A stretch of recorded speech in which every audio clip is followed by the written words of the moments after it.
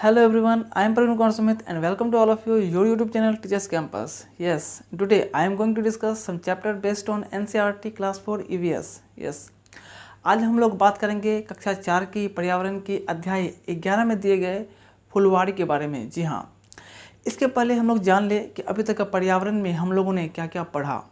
तो पर्यावरण में हम लोगों ने अभी तक पढ़ा चैप्टर 3 सबसे पहले नंदू हाथी, फिर उसके बाद एक ही वीडियो में चलो चले स्कूल और अमृता की कहानी, फिर उसके बाद एक वीडियो में पढ़ा था अनीता की मधुमक्खियाँ और हुदुतु। जस्ट इससे पहले वाले वीडियो में हम लोगों ने मैप पे आधारित क्वेश्चन दिसंबर 2019 तक सीटेट में जो आए थे हम लोगों ने वो डिस्कस किया था मैप के द्वारा। जी हाँ, मैप के द्वारा हम लोगों ने डिस्कस किया था, पूरा बोर्ड पे मैंने मैप बनाया हुआ था और उसके बाद प्रत्येक क्वेश्चन को मैप के थ्रू हम लोगों ने डिस्कस किया था। अब हम लोग आज जो बात करेंगे वो आपकी कक्षा 4 की एनसीईआरटी में अध्याय 11 में जो दिया हुआ है वो है फुलवाड़ी। जी हाँ, तो इसमें क्या क्या पढ़ेंगे सुन लें। उत्तराखंड में जो फूल खिलते हैं उसके बारे में पढ़ेंगे, फिर उसके बाद पढ़ेंगे हम लोग मधुबनी चित्रकला के बारे में। जी हाँ, फिर हम लोग पढ़ेंगे कि फूलों के क्या इस्तेमाल हैं, क्या यूजेस हैं फ्लावर्स के फूल के। फिर उसके बाद पढ़ेंगे फूलों की खुशबू और रंग के बारे में। जी हाँ, फिर उसके बाद हम लोग पढ़ेंगे दादी माँ की नुस्खे। जी हाँ, इतना कुछ हम लोग पढ़ेंगे इस वीडियो में। तो स्टार्ट करते हैं उत्तराखंड से। जी हाँ, उत्तराखंड में बहुत सारे पहाड़ियों के बीच बहुत सारे फूल खिलते हैं। जी हाँ, और जिस कारण से उत्तराखंड को फूलों की घाटी भी कहा जाता है। मैंने क्या बोला कि उत्तराखंड के पहाड़ियों के बीच बहुत सारे फूल खिलते हैं जिस कारण से उत्तराखंड को फूलों की घाटी के नाम से जाना जाता है। ये पॉइंट नोट कर लेंगे। अगला पॉइंट, कहीं झाड़ियों के बीच लाल फूल खिलते नजर आते हैं तो कहीं पहाड़ों के बीच सफ़ेद फूल झांकते नजर आते हैं। जी हाँ, पीले पीले फूलों के लंबे चौड़े कालीन जैसे मैदान भी हैं और अचानक कहीं कहीं घास के छोटे छोटे नीले रंग के तारों के आकार के फूल भी देखने को मिलते हैं। जी हाँ, यह सब स्वप्न जैसा लगता है। जी हाँ, लेकिन ऐसा होता है उत्तराखंड में। जी हाँ, कुछ सप्ताह के लिए ये फूल खिलते हैं, रंग बिरंगे, मन को मोह लेने वाले। जी हाँ, तो उत्तराखंड के बारे में आपके बुक में इतना फैक्ट्स था। इसके बाद हम लोग चलेंगे मधुबनी चित्रकला के बारे में कि इस बुक में मधुबनी चित्रकला के बारे में क्या दर्शाया गया है।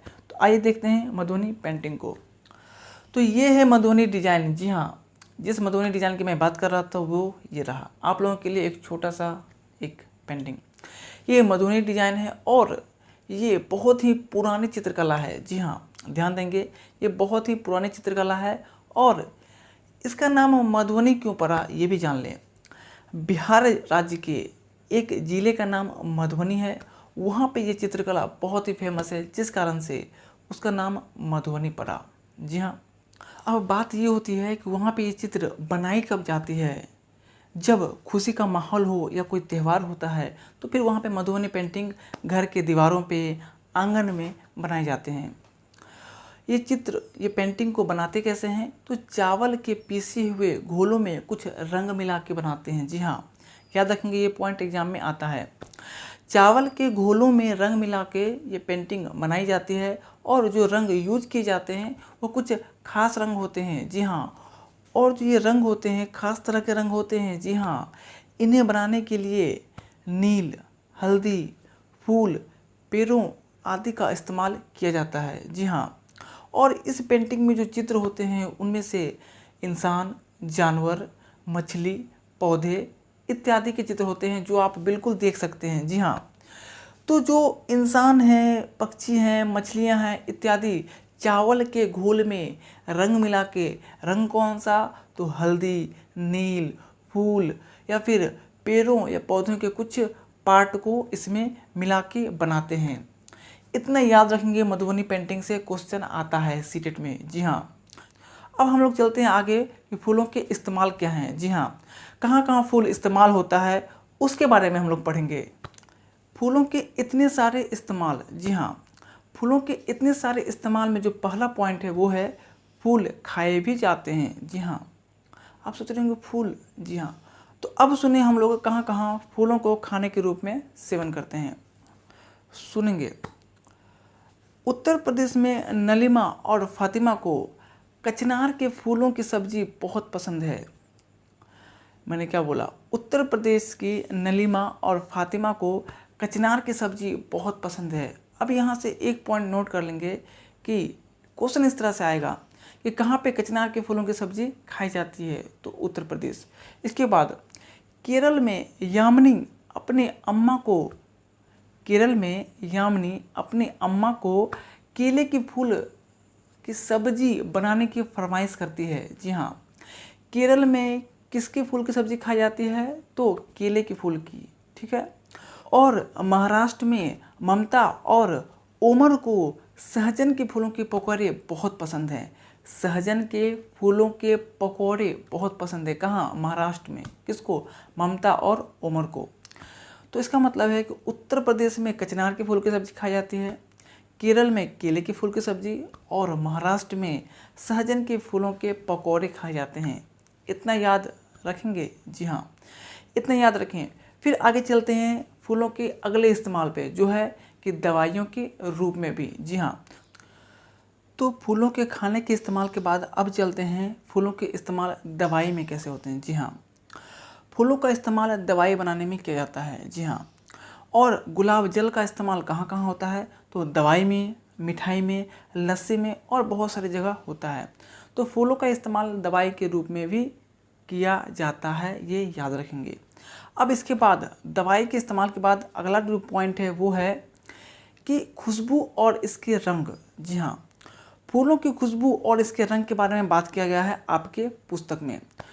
तो बहुत सारे फूलों से रंग बनाए जाते हैं, जिसमें गुलदावरी और जिनिया। जी हाँ, आपके पाठ्य पुस्तक में ये दिया हुआ है कि गुलदावरी और जिनिया से रंग बनाए जाते हैं और ये रंग कपड़ों के रंगने में भी काम आता है। जी हाँ, और आप लोगों ने इत्र से खुशबू जरूर महसूस किया होगा। जी हाँ, जब इत्र की बोतल खुलती है तो बहुत ही अच्छे खुशबू महसूस किए जाते हैं। जी हाँ, और मैं बता दूं कि उत्तर प्रदेश का जो कन्नौज जिला है वो इत्र के लिए फेमस है। आपके पाठ्य पुस्तक में ये बहुत ही इंपॉर्टेंट लाइन दे रखा है, जो कि सीटेट में पूछता है कि उत्तर प्रदेश का कौन सा जिला इत्र के लिए फेमस है, तो कन्नौज जिला इत्र के लिए फेमस है।